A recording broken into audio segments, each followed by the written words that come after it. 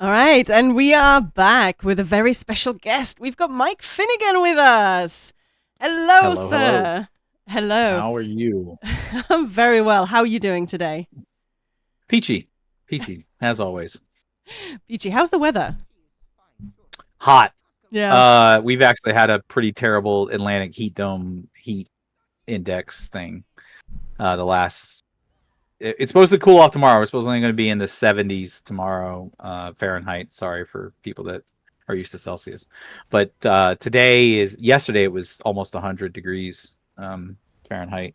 And the heat index pushed it to almost 110. So Woof. it's really hot and humid. Yeah. Oh, Yep. well, that sounds horrible. So I don't love the I mean, heat. I have a pool, so I'm generally okay. Like if we ever get really hot, I can just run and jump in the pool. But uh, yeah, for the vast majority, it's really hot. And my youngest has been at like a summer camp all week, so he's just been grueling through the heat.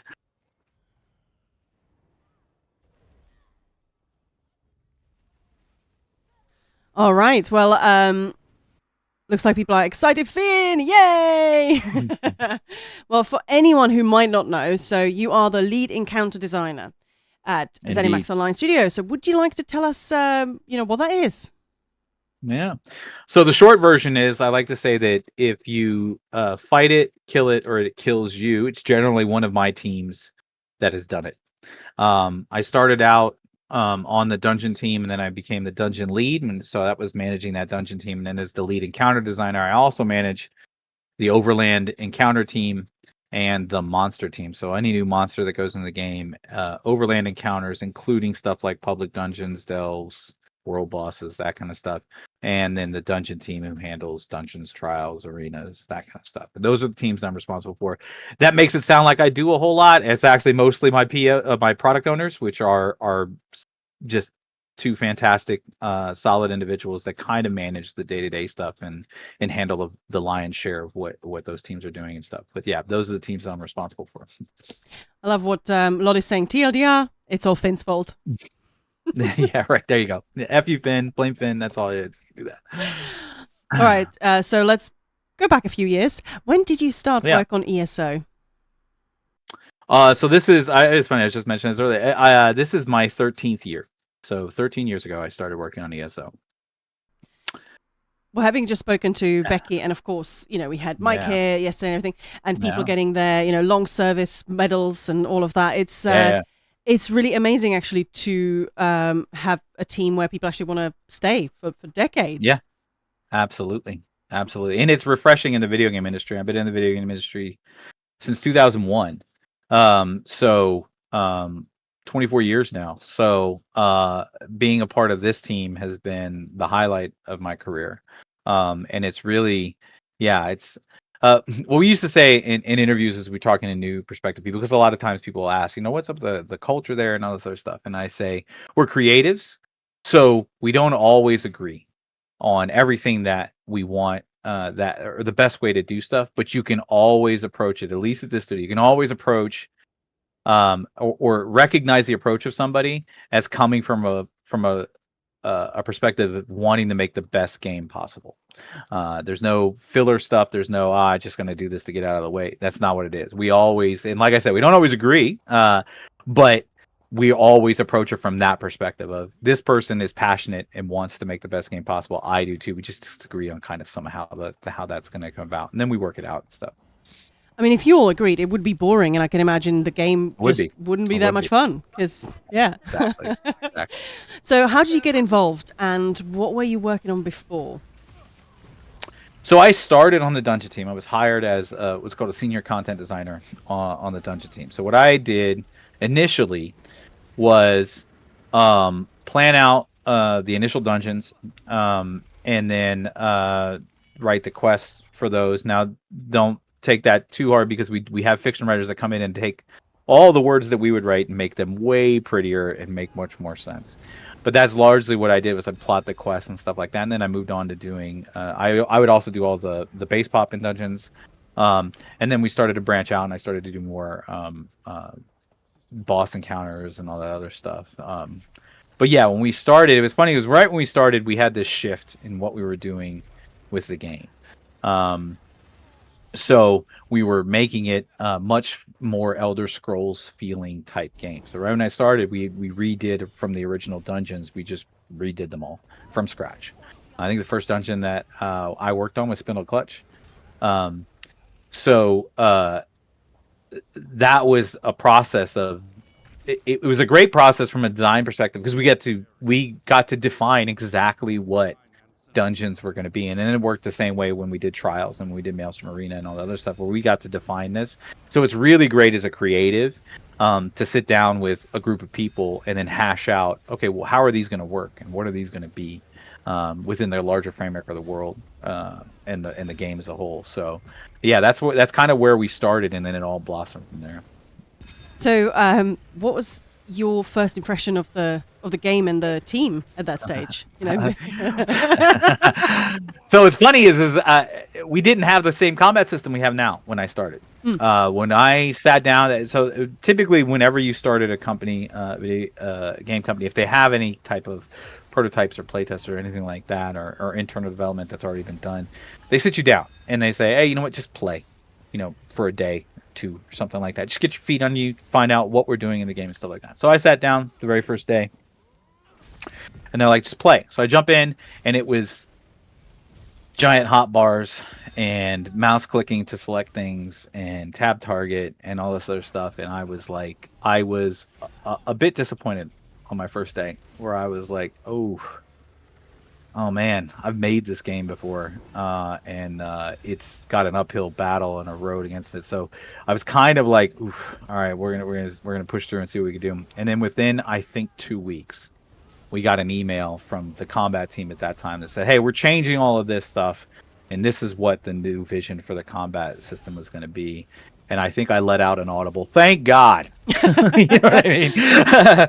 To make it, because what we had envisioned is more like what we have now, and it was this new and more refreshing take on what an MMO could be and stuff. So my initial impression was not the best, but when those changes came pretty quick, pretty fast, and all of it just like reinforced, like, no, all right, this was good. This was a good approach to it. I'm glad we're doing it this way, and I'm glad, and it allows us to.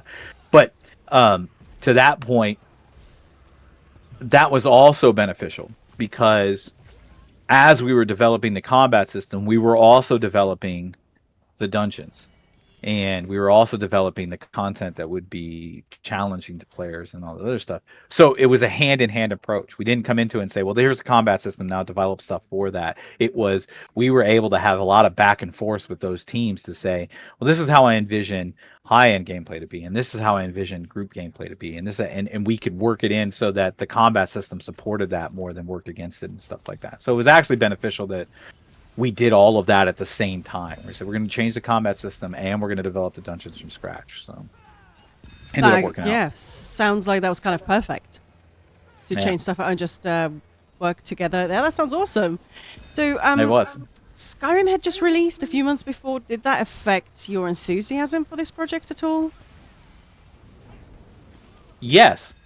So I started after Skyrim. I started in 2012. So it was I guess it wasn't. It was like 8 months. I think I started in May 2012 or something like that. So, but absolutely, it was one of those things of like, Skyrim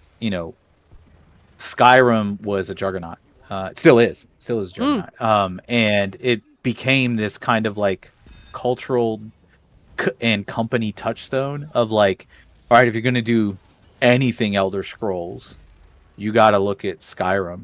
And if you're going to, incorporate elements or not incorporate elements like that, they're going to have to make sense from the perspective of the games that you're doing, because it became such, like I said, a touchstone for the company and for the studio and stuff like that. So yeah, it absolutely affected kind of like our enthusiasm and stuff for the game, and especially when we changed the combat system and it was going to be much more like Skyrim, that we were like, oh yeah, this is going to feel way more Elder Scrollsy in it. And I think it caused probably a big shift across the entire company of saying, all right, cool, we feel like we have a better handle on how we're going to do this.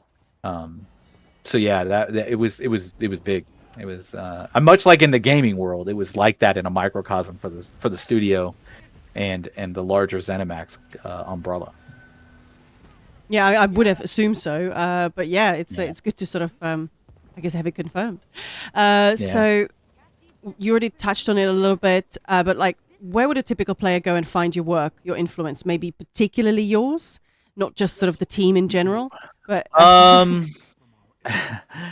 I mean, it's weird as you become like so. A lot of the original quests in the base game dungeons are going to be kind of written by me, and some of the scripting on the quests and all that other stuff is going to be done there. But I think there dungeons and actually game development as a whole, but in particular the dungeons are such a collaborative effort that I don't think it's fair to all of the people that go into it to just point and say, well, that's my thing right there. Yeah. Because while I of course, initially yeah. may have designed and said, hey, we're going to do this, it's fiction coming in and writing and making sure that the story makes sense and the NPCs are great. It's audio applying all of the cool sound effects that you see. It's VFX coming in after the fact and making the flamboyant spectacles. It's animation that comes in and makes the monsters move correctly. It's world building that creates the environments that people are going to be put in. So like there's so many aspects to it, right? I would say that if you're going to look at anything, yeah, a lot of the initial dungeons and the quests and stuff like that, but I would caution against attributing that to any one particular designer because there are so many aspects to it. What I do like to say though is, as the lead, if there is something that you like in the game, it is 100% the designers that have done it. If there's something you don't like, it's my fault. All right, I'll take that. Generally, that's kind of the way I approach it. Is like, yeah, by all means, if you don't like it, it had to get through me, so it's probably my fault. But if you really, really do like it, that's all the designers. They are the ones who did it. They are the ones who make the magic happen. The opposite of what a lot of developers would say. Tongue-in-cheek. So, going a little bit more broad for a moment, what are the cool design choices in ESO? If you could just expand on those that were made, especially after that switch early in development, whether it was before or after the arrival of Skyrim and the sort of the rethinks that happened. What are the design choices in ESO, aside from specific boss mechanics, that you think make it stand out from the MMO crowd? So I'll say what I think highlights, rather than them compare and contrast with other games. I'd rather say where the highlights of kind of like where we come in with ESO. I think our combat system is really good. I know that some people deride it and whatnot, but I think that our combat system is really good and it's refreshing. It's a new take on things, and applying that combat system to group aspects has been really good. One of the key things that we had to identify, I do like the Trinity. We like the Trinity as a company, meaning the group-based Trinity of tank, healer, DPS. And I think that works to our favor. It gives everybody a role, gives everybody a defined kind of experience in the game, that I'm going to be a healer and this is what I'm going to do, or I'm going to be a tank and this is what I'm going to do. I'm going to be a DPS and this is what I'm going to do. And that gives people a job. And I think that works well towards doing that.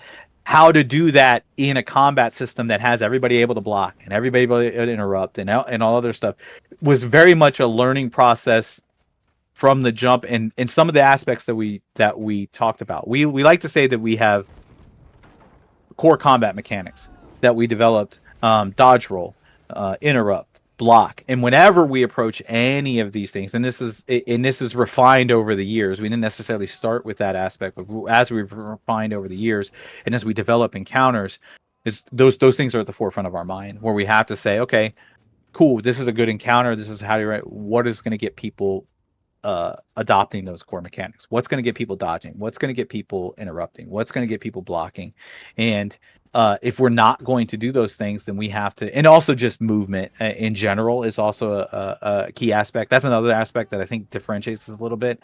A lot of times, people won't emphasize movement in different combat styles and stuff like that. And that's one of the core aspects that we do emphasize. It's like, I want to get people moving. If you're standing in place and just hitting buttons, that's not as engaging an encounter in our game, and it should be addressed. And so it's one of the those are kind of things that we look at when we go into encounter design and say, all right, how are we going to get people to do that? And that was adopted over years, you know what I mean, of identifying these are the core mechanics. Because before we released, we had some ideas internally of like how we thought this was going to go and what we thought this was going to be, but then we learn as people play it, and that's another aspect I think people don't grasp as much, is they're helping us define the game just by playing it, because we're able to take a look and say, well, this is how people play this and this is how people do this, and let's lean into it. They had fun because they did this, so let's lean into that a little bit, and it helps us kind of define those experiences. I think when you said some people deride it, in my experience, and I'm definitely biased, it's from a misunderstanding of what the combat system's trying to do. Possibly, yeah. I don't want to give you too much of a free pass, but I honestly believe that's a widely held opinion, I think, in people who... but obviously those who stick around, they tend to be the ones who think the combat system is great. So. It is. And I really think that... I really think it's refreshing, and it does... It does a lot, and there's a lot that goes on under the hood, and a lot of considerations to have. And I think that over the years we've built the game around kind of like as that kind of pillar of the combat system, at least from an action-y encounter standpoint, to highlight and adapt and adopt those core mechanics. So I think as people get it and as it clicks, that people are like, oh yeah, this is actually a lot of fun, and it's not just standing around hitting buttons. Yeah, and I'm a huge advocate of it, but it took me a while before I really grokked what was making it good and what was intended to make it good. So, would you mind giving it... I know this is a little bit tricky, but could you try and give us a very simplistic, ground-level case study of the production process? For example... Like a boss fight, say Lylanil and Turlesil from Lylanil? Reef, or La la la. or Zamaja in Cloud Rest. Maybe that one's a little bit too crazy, but a specific boss fight that you can conjure up in your mind, maybe because it's just from the last few years. You mean the process that we went through? Yeah, like the iterations. Yeah. How does it bounce back between teams, and where you guys get your fingerprints on it? Sure. So generally, when we approach anything, we approach a piece of content from a story standpoint on what is the story for this piece of content, what's happening here, and what do we want players to know after they're done with it.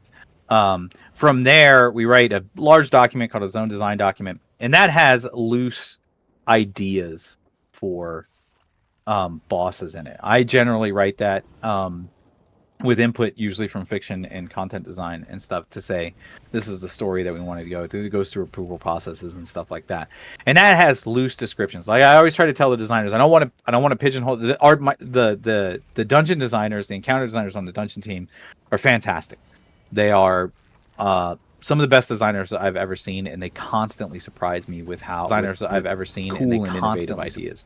So I don't want to pigeonhole them too much. I don't want to say, no, you got to do this. You got to do this. The only time we do is if, so to take a step back, a lot of times in the process, there are art concerns, especially if stuff has to be outsourced or pushed to artists and stuff like that. And art takes time to do. So sometimes some of these things are defined ahead of time, because we need, for instance, a monster mask and shoulder or something like that, and I would say, okay, well, we're going to have to use this monster for it. So that's about the only time I try to like really zero in and say, well, we got to use this monster because it's going to be the monster helm and shoulder, because that had to be defined well in advance. But for the large part, I try not to pigeonhole people into stuff. I put suggestions for like, hey, it'd be really cool if we had this. It might be awesome if we had this. But then I go to the designers and we give a presentation and we say, okay, who wants to do what? And the designers will pick and choose which bosses they want to do. From that point, they start prototyping and writing down all of their stuff in what's called a content design document, or an encounter design document. And they write down all of this stuff that they want to do. And then we sit down as a team and as a leadership group and say, okay, and then for lack of a better word, we poke holes in it. You know what I mean? We come down and we say, okay, I don't understand this. this What probably if? isn't going to sell well. Okay, Yeah, exactly. That kind of stuff. Like this is going to be a messaging hell. How do you plan to do this scripting wise? All that kind of stuff, nuts and bolts kind of things before we commit to any work that's being done. Then once we go through that approval process, they give it a little bit of time to prototype and stuff like that, and then we sit down with the various art teams because they're the ones who are going to have to make any new unique ability with unique effects. They're going to be the ones to make it, but they only have a certain amount of time. So that's a scoping meeting where we sit down and we go, and audio as well. It's not just art. It's just anime VFX and audio. And we sit down and we say, this is what we want to do. How long is it going to take you? And they give us a breakdown. And then I kick it back. Years and years and years ago, I used to sit down with the sheet and I used to cut out stuff. I used to make cuts. This is a long time ago. I used to make cuts to people's bosses and stuff. And the team came to me and they're like, hey, I understand we have to make cuts, but it really sucks that you do it, and there's some stuff that I might want to keep. So at that point, I was like, all right, I'll kick it back to the designers. And at that point, so that's the process now as we go. All right, cool. Here's your budget. Here's how long everything's going to take. Yeah. Go ahead and make the cuts that you need. And then they do go through that process and they make the cuts, and then they start working on it and designing it. And then we have weekly playtests with the entire dungeon team where we sit down and we're going to playtest the newest stuff that people have. And generally we don't wait. As soon as we want people to get representative stuff in as quick as possible so we can identify if it's going to be fun or not. Or identify potential problem spaces of like, this doesn't look like it's going to work right, or you're going to have messaging issues with this. We're going to need to find out how we want to do that. So that we can identify those things, and we have it every single week where we sit down and do that. And when we you say also have messaging issues, sorry to cut you off. Messaging issues, do you mean by that players won't understand what's going on, why they died, or what they're supposed to do? Yeah, exactly. In other words, there shouldn't be a situation of, well, I just fell over dead and I'm not sure, A, why, and B, how could I have not done that? And some of these abilities are extremely complex, and it is a very it helps because if as a designer and you're designing these kind of things, you're going to have in your mind how it all works, and you're going to put it down and you're going to put it in game and you're going to say, this is how it all works. But that's all in your head, and it's really tough to take a step back and say, but people aren't going to know that. So some of these playtests are people that aren't working with that boss or aren't working with that thing, and they could see it with fresh eyes to go, okay, I died and I'm not sure how, and I'm going to give you the feedback that there needs to be more here to tell me, what's happening and stuff like that. We also have a weekly director's playtest where we do the same thing, except with like Rich and Jeremy and Phil Draven, where we sit down and they provide that feedback as well. We usually wait a little bit further in the process for them to play, just because seeing raw early stuff with placeholder effects, and it all gets muddied and it's better to wait until we have a little bit more representative stuff before we get that kind of feedback, but still with enough time that people can react to it and adjust to it and stuff like that. And then it just goes from there, and we just iterate and polish and stuff. But generally it's one designer who kind of, each boss is their own designer that comes up and through. Yep. They shepherd it from start to finish. They handle all the bugs that happen internally on PTS, on live. They're gonna handle all the bugs and all the balance feedback and all of that stuff from the jump. So a theme that keeps coming up through the 10 Fests discussions that we've had with Rich, Wheeler, Gil, and yourself, and so on, is that it's kind of a miracle that when things arrive and they appear to the player base as a coherent, cohesive, a well-realized version of something that was imagined by a designer. It's kind of a miracle because that's not how it's created at all. No, it has to go through all these iterations and changes. Yeah, we like to say that people would not recognize the game until it's 95% done. It becomes a situation like when everything starts to come together, that last 5%, that last 2% and stuff like that, that's where all the magic happens, and every time you're going to go, oh, I see. Even when I play on our development servers, I'll play on our development servers and we'll play test stuff, and I'll see a fight when it's finished. And then I go play it on live and it feels different. And I don't know how to explain that other than it's that last bit of polish and putting it on the server and it being a finalized, you know what I mean? Like there's a lot that goes to it, but yeah, that last, the game would be unrecognizable, or any piece of content would be unrecognizable for the first 95% until you get that last 5 to 10%, and then you're like, oh, okay, now it's all together, and now it's fun and stuff like that. So, yeah, that's 100% accurate. Okay, and is it so? It sounds like the villain comes before the mechanics. So you start with story, and that's different. And I'm sorry to interrupt, but that's going to be based on the designers. So I have designers that need to approach things from the perspective of the lore and the history and the story of this boss, right?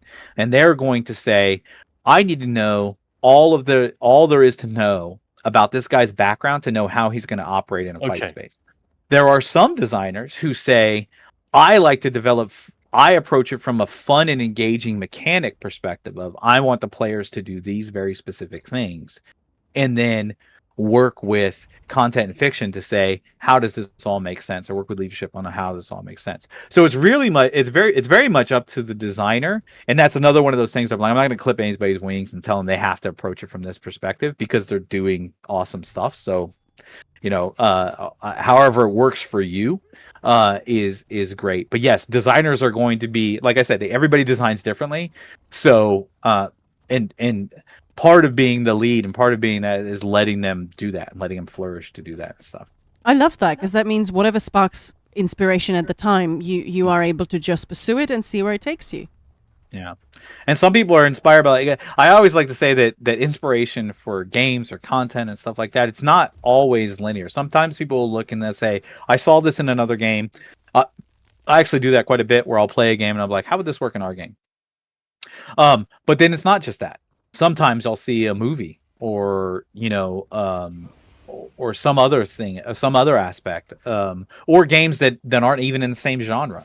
You know what I mean? Like, you played, football games or something like that, and you're like, oh, okay, this was cool. I like this. This was an interesting design decision, and how would that work in ESO and stuff like that? So inspiration can come from any number of places and stuff. I think movies is a good example of, like, yeah, you could see some really cool, flashy type things that can absolutely be translated into to game mechanics and stuff like that. And looking at that, it's the curse of the designer, I guess, so to speak. That you, when you're looking at various pieces of media, your mind naturally kind of gravitates towards, well, how would that work in a game, or how would that work in the game I'm currently working on?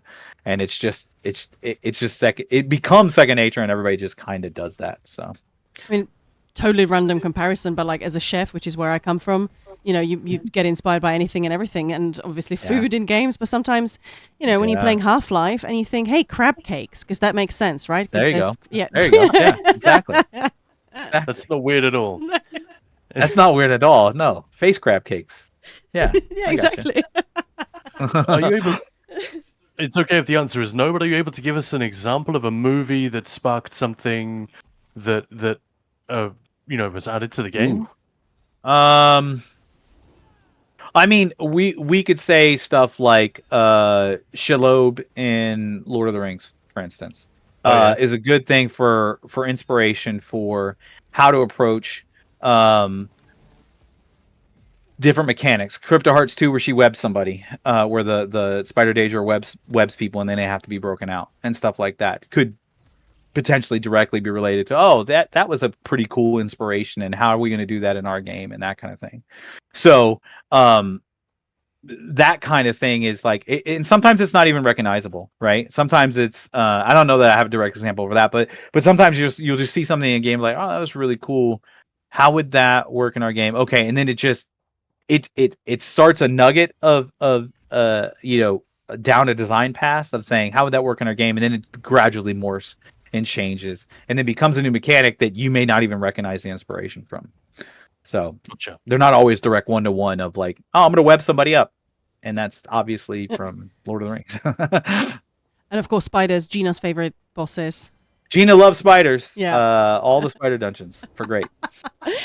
So we're essentially talking about a puzzle, which must be a fun co-op experience, must be challenging, but not frustrating, must make sense from a lore story perspective, must be highly replayable. So when you put it like that, it seems like an impossible task. It's a lot. And it's one of those things that we do, like the whenever we try to do things new, whenever we try to do new things, that's where a lot of the challenges come in.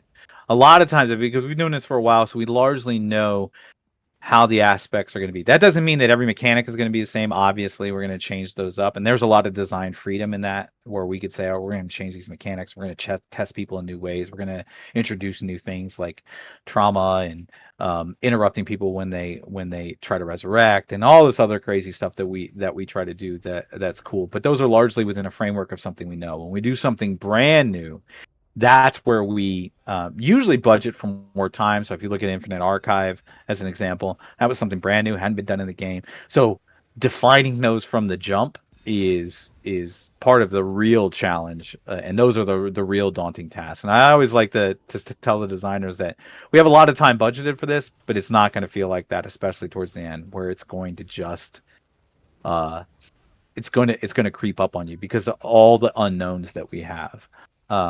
But it's also fun. It's the fun design challenge to come into it and say, okay, cool, this is gonna be this.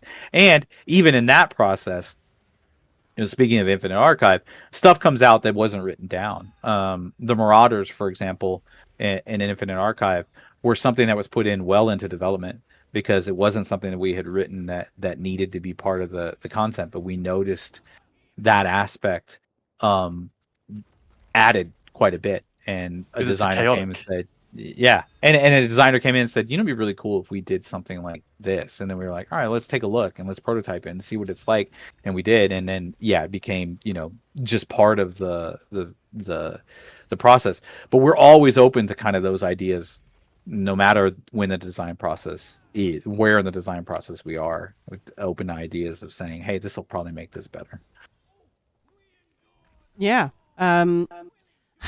Frankly, it's sort of easy for us to imagine that you have the best job in the world and then you go home each day, punching the air. I mean, of course, no job is really like that. But what are the times when you feel the most satisfaction from this work? What's your favorite part of the whole process? There's several.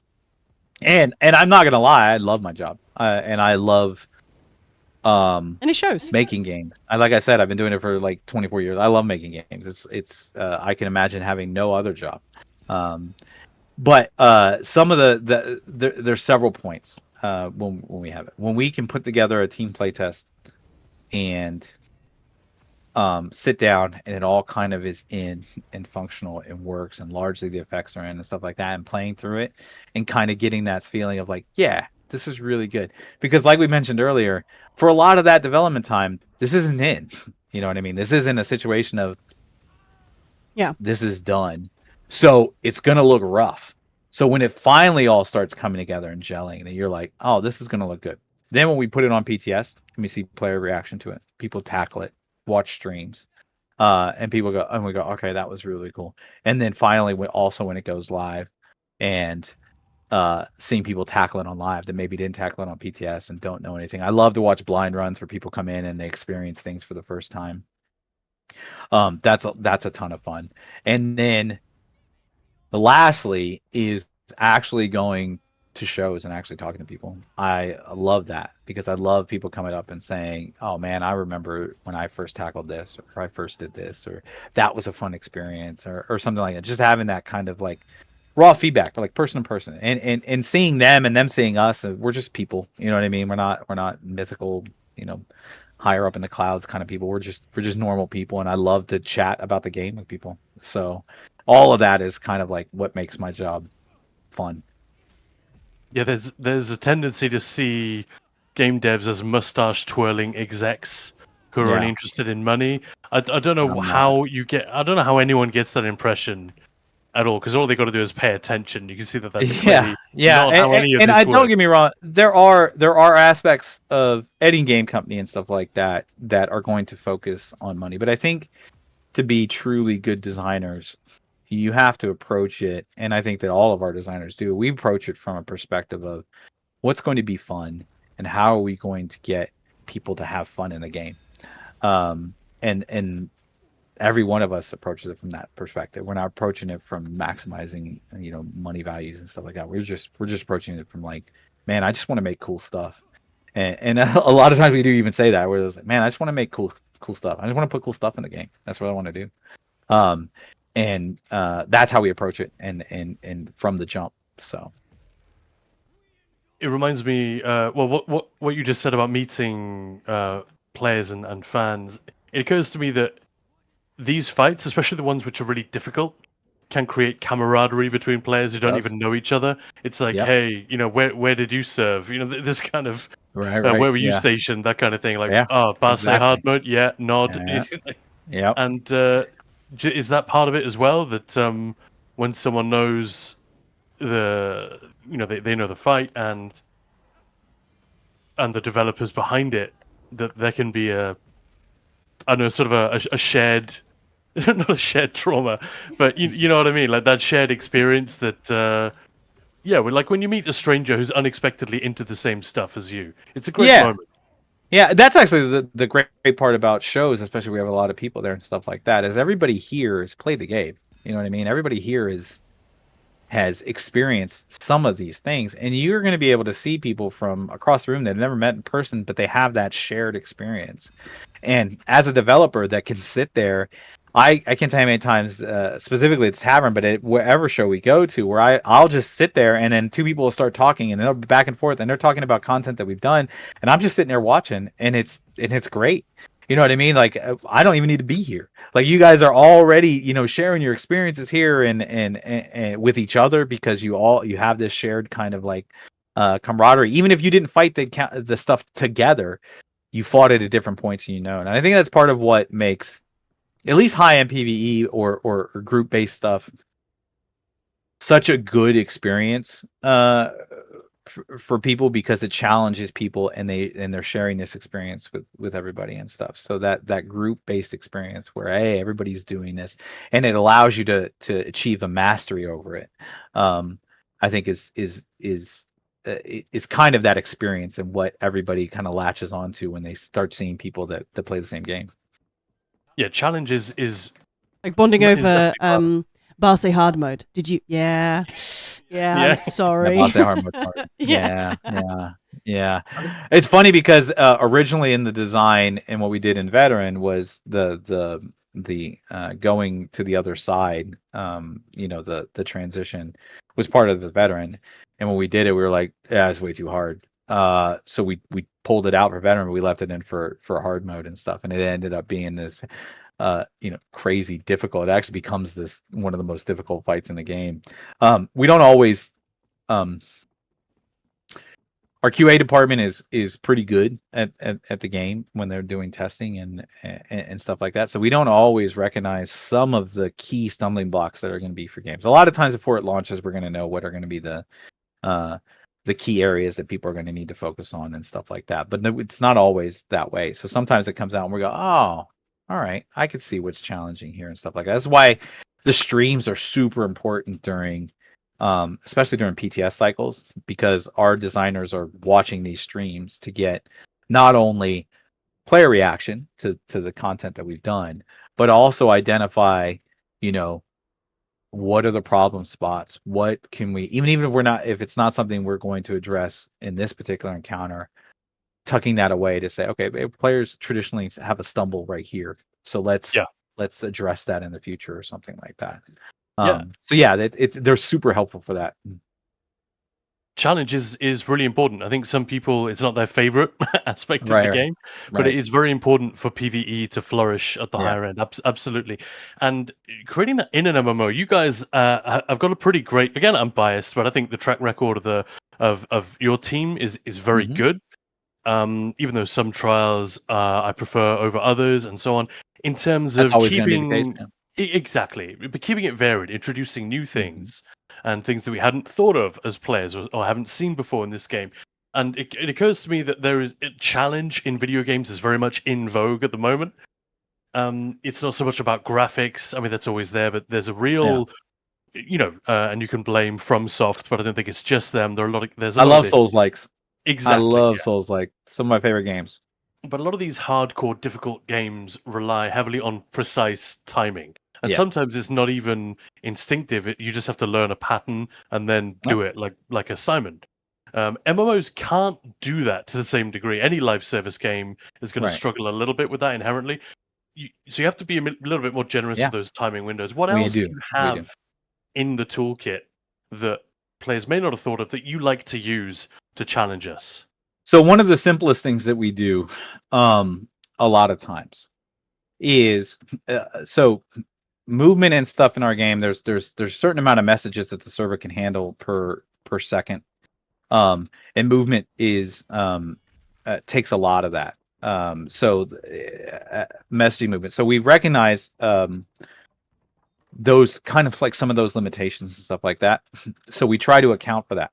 So one of the ways that we do that is if you see an AoE on the ground that you need to get out of, we generally, this is letting a little bit of inside baseball here, but generally we pad the edge of that AoE so that the actual damage area that you're going to take damage does not reach to the extent of the AoE to get less of those situations of, I was out of that. Because it looks like where your feet are may have potentially been out of that, or you're in the middle of a dodge roll or something like that. And we want to give people an extra little half meter or something like that on the edge of an AoE to say, hey, you know what? We're going to give you a little bit of padding here so that if you're standing kind of over here, you're not going to get hit by it. And it generally makes that kind of stuff feel better. We just... no, I can't talk about that. Never mind. But yeah, that's one of those aspects that we've that we've done. Almost got a spoiler there. Almost. But yeah, that's one of those aspects that we take a look at. Yeah, I know, right? That we take a look at to also other ways that we do that is with taking a look at mechanics that aren't necessarily death, but they are hindrance. A good example of this is we did it heavily in Odyssey and Cage, but we do it all over the place. Is if you're dodge rolling a boss's heavy attack, the boss is going to enrage, which is going to make him far more deadly. That is not a situation of I dodge rolled this and I instantly died, or I dodge rolled this and I completely negate these mechanics. It becomes a trade-off for a situation that allows you to do it, but also realizing that there's a risk to that, and we want to put people in those decisions where those choices can be made. I know the final boss in Odyssey and Cage is a very good example of that, because he's going to drop swords and they're going to do AoEs and they're going to hit really hard, and it's going to hit harder if he's enraged. And the tanks have to recognize, oh, my other tank is gone or dead, so I want to dodge roll this heavy attack so I don't get debuffed and have to do a tank swap. You know what I mean? Like, so we want these kind of choice moments in there to allow players to make meaningful decisions, but then also kind of like give them outlets. You know what I mean? Yeah, I came to appreciate that. I think when I was tanking Earthenroot Enclave, and that you have that mechanic on the first boss there. Mm-hmm. I'd seen it before. You know, you dodge, you enrage the guy, and it became a choice between: can I just soak up more damage right now? Can I eat the debuff and out heal myself as the tank? Or do I dodge and inflict more damage on the group? And if the group is in good shape, then you can do the latter. But if the group is dealing with a stomp from the Atros, then you take the hit and deal with it. Yeah. And that's when it clicked for me. As that's actually quite clever in a way that I hadn't grokked previously. Yep. That you're given options. Yep, that's the goal. Is these little micro decision points, kind of in encounters, are kind of like a good little thing that we try to do whenever we can. To say, hey man, I'm just give you this little chance to change up a little bit. And if you're a bit nervous, and go and just die anyway. Yeah, it's brilliant. Yeah, and then there's that too. You dodge roll off a cliff. You know, that's all that stuff. I did that in Scale Caller on a stream. Yeah. Good times. So I wanted to get a little deep here, so bear with. So, this game was massively important to a lot of people during lockdown. Many of us desperately needed something to alleviate the loneliness, boredom, the bleakness. I mean, people were dying. It was effed up. Yeah. Do something fun that challenged us, break the isolation by making friends online. ESO was just amazing at all of those things, and particularly with so many fun dungeons and trials to tackle. And even after the pandemic, it continues to be important for a lot of people. So I would love to tell you a little story, if that's okay. Sure, absolutely. So I was. It starts with an application that I was sent about 3 years ago for our trial group from Absentine or Abs. Really, really good player, lovely guy, very funny. He made a full-on PowerPoint presentation. Obviously, it's a joke, but also he was super into trials, and he really wanted me to know that he loved trials. Like I said, hilarious guy, always Yeah. giggling in voice chat and making us laugh. To those who knew him, he was also very open about his battle with depression. Tragically, we lost him a couple of years ago, but the point I want to make is that ESO's group content really helped him a lot and gave us some real moments together that we could have never happened, that could have never happened otherwise. His friends even held a procession for him in game, and like Yeah. 50, 60 people showed up for a walk from his favorite dungeon, Scale Collar Peak, Yeah. to the last Nice. trial, Kind's Ages. So we just walked Mhm. along Skyrim Coast, riding on guars. And in fact, ESO was so important to him that his family actually streamed the funeral to his friends around the Oh. world so we could all be there. That's awesome. I Yeah. don't want to bring the mood down. Abs would have hated Yeah. that. But Yeah. clearly, this is about friendship, not the boss mechanics. But Mhm. ultimately, it was the content and our appreciation of it which brought us together. And that's just a lovely thought. And I know Abs would have It is. would be delighted to know that I'm telling you specifically and the team in general. So, That's awesome. And you talked about earlier. You said, Yeah. what's the good part about my job? I mean, I'm sorry to hear he's not with us anymore, but knowing that it can touch somebody and help them get through. And we've had that before, where we've had people come up to us at shows and say, "Hey, you know what?" Or another one is we have people that meet in game. You know what I Yep. mean? And they get married and stuff. So like all of those stories are great, and they revitalize us as developers to say, hey, you know what, that's cool. And that's, I would have never imagined me just wanting to make cool stuff in game Good save. would lead to that. Yeah, I know, right? Stuff cool stuff in game would lead to that and stuff. So Yeah, well, if anyone ever needs a reminder of the real effect that this game can have, Sure. if you read a nasty tweet, have a rough week, just remember, as you just said, there are so many stories like this, happy stories about fans coming together over something that's well crafted and awesome. And yeah, absolutely here, at Ninja Pulse, everyone in chat, we thank you That's for awesome. crafting it.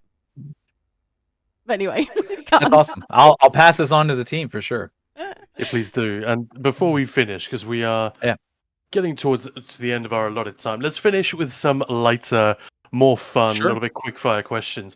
First of all, we're asking everyone this.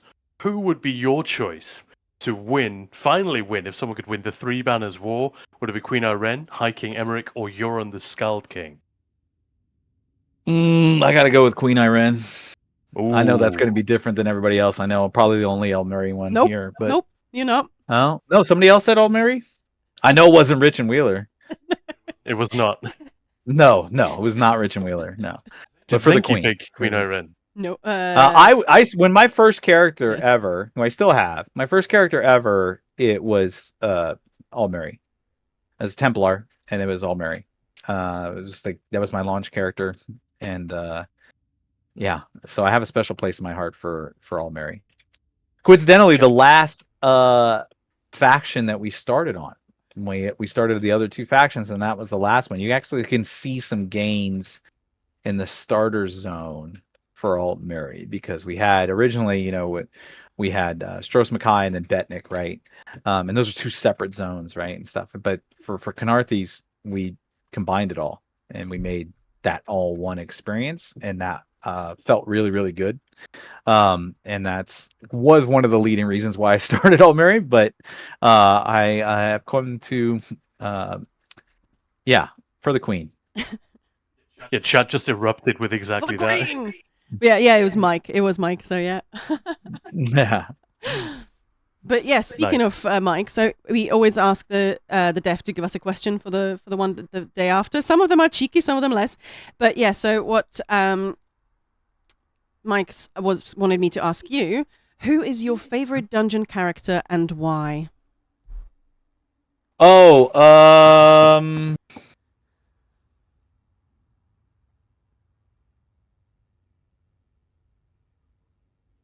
I will answer that with a quote. I am filled with sap and fury.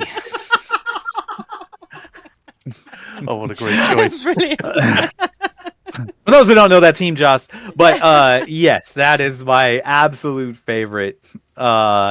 He is so irreverent and just I love him, man. He's such a great character. He's such a great character in Ruzamon's Tune. He's just a good just character to go through and stuff. So yeah, Team Joss is definitely one of my favorites. Yeah, I can go with that. So tomorrow we're Yeah. gonna have Brian here again. Do you have a question for him? And go as cheeky Brian as who? you'd like to. Brian Wheeler. Wheeler. PvP, Something a little Ooh. bit trolley, if you can. if you Ooh. can. Ooh. How much time has Alessia Bridge spent destroyed? I don't know if he's gonna know that right off the bat, so that'll be a good one to stump him. As a fraction.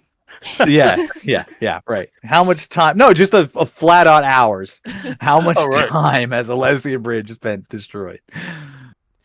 I loved Rich said to ask Alec and Brian, what's the highest arc in IA and why is it not higher? But when I asked them, they both sort of missed the joke and they both started explaining why they haven't perhaps gotten as high as they would have liked. I know it's okay, guys. It was a joke. Yeah, right.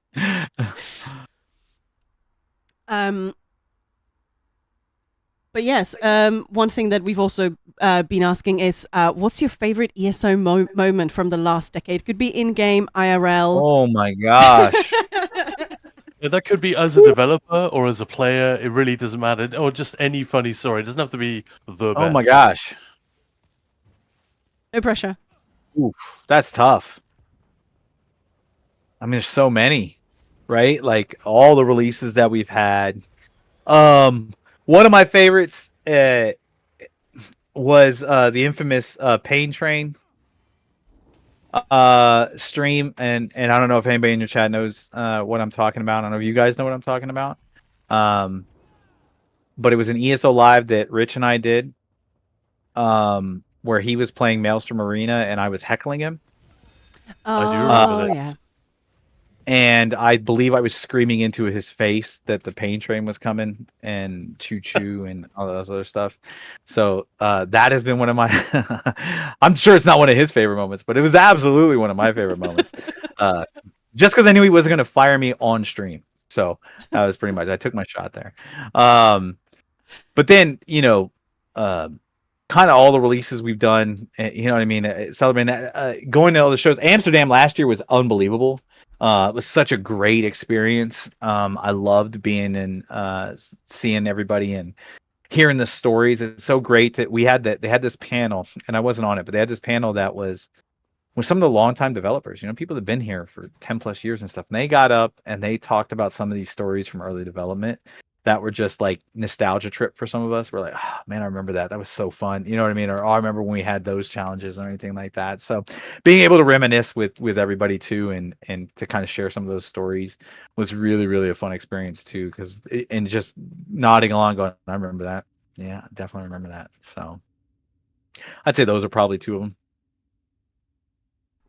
Solid moments. I was there for one of them, so I'll take that. Yeah, you were. Yeah. I'm still not salty that I couldn't go to Amsterdam. Not at all. Yeah. I got you. I got your recording though. Don't stand as stupid. I know.